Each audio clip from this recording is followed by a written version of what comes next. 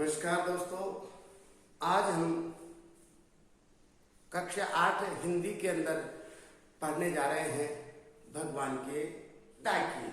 जैसा कि नाम से ही आपको विदित हो रहा है, डाकिया वो व्यक्ति होता है जो संदेश पत्र हम तक पहुंचाता है घूम घूम के। इसी प्रकार से रामधारी सिंह जी दिनकर, जिन्होंने बादल और पक्षियों को भगवान का डाकिया बताया है।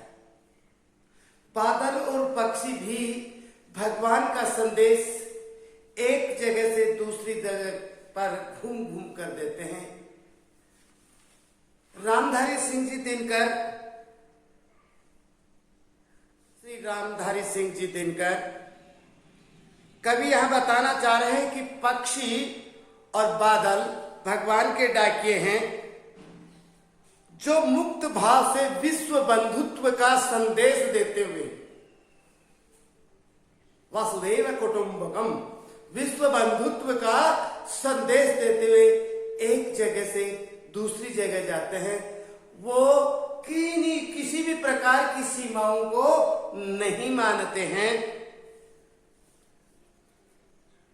एक देश से दूसरे देश तक अपनी पक्षी और बादल ये भगवान के डाकिये हैं। पक्षी और बादल ये भगवान के डाकिये हैं, जो एक महादेश से दूसरे महादेश को जाते हैं। हम तो समझ नहीं पाते हैं, मगर उनकी लाई चिट्ठियां पेड़ पौधे, पानी और पहाड़ बांटते हैं।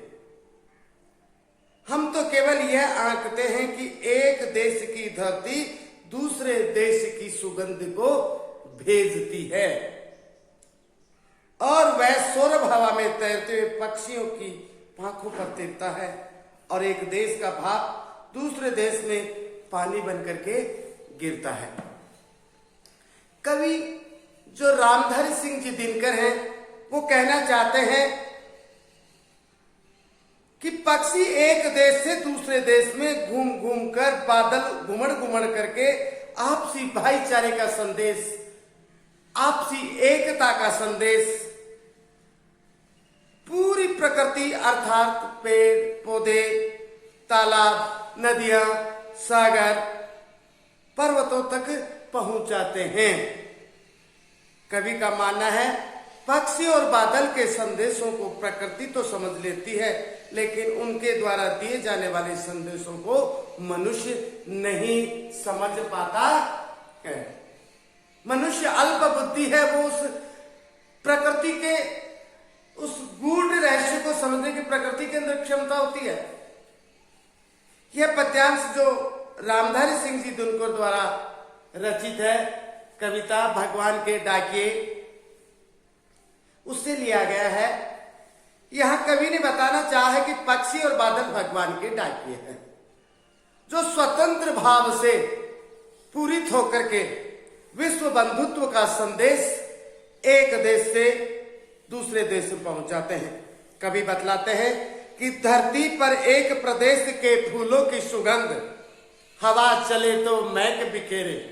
हवा चलती है तो अपनी सुगंध को एक देश से दूसरे देश में तैर करके, ऐसे पक्षियों के पंखों के द्वारा दूसरे देश में बिना किसी बाधा के, उनके यहाँ कोई वीजा या पासपोर्ट वो लागू नहीं होता है प्रकृति पर, न इन पक्षियों पर लागू होता है।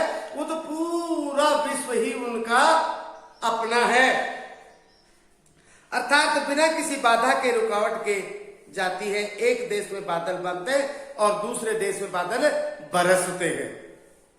भाव यह है कि प्रकृति न किसी बंधन में बनती है और न किसी के प्रति कोई भेदभाव रखती है। मनुष्य को भी इस राह पर चलना चाहिए। आपसी भेदभाव भुला करके, आपसी द्वेष आदि को भुला करके, हमें भी विश्व बंधुत्व की भावना से प्रेरित होकर के, विश्व बंधुत्व की भावना से प्रेरित होकर के, कि पूरा वसुधैव कुटुंबकम, जबकि भारत की जो संस्कृति रही है बहुत ही अनूठी, बहुत ही सुंदर, लाखों लाखों वर्षों से ये रही है। वसुधैव कुटुंबकम, पूरा विश्व ही हमारा परिवार है, इसमें कोई सीमाओं का बंधन नहीं है।